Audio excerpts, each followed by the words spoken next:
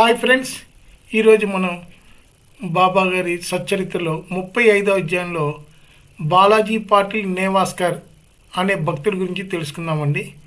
ఈయన బాబా గొప్ప భక్తుడు. ఈయన ఫలాపేక్ష లేకుండా సాయి ఏ మార్గాల ద్వారా వెళ్తాడో ఆ మార్గాలన్నీ పరిశుభ్రం చేసేవాడండి. ఈయన తర్వాత ఆ పని రాధాకృష్ణమాయి చేసేది. ఆవిడతో పాటు అబ్దుల్లా కూడా చేసేవారు.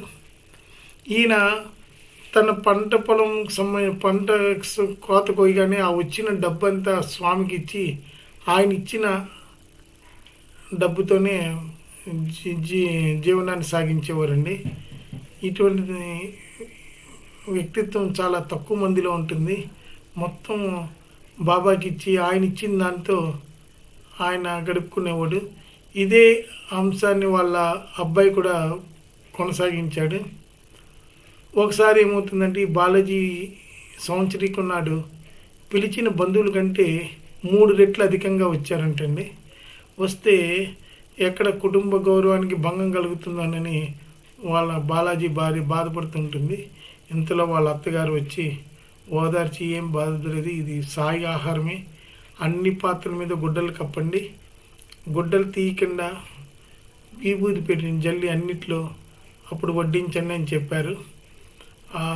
అప్పుడు అందరికీ సరిపోవటమే కాక ఇంకా మిగిలాయంట. మనము ఏ విధంగా భావిస్తే భగవంతుడు మనకు ఆ విధంగా సహాయం చేస్తాడంటానికి ఈ సంఘటన నిరూపిస్తుందండి.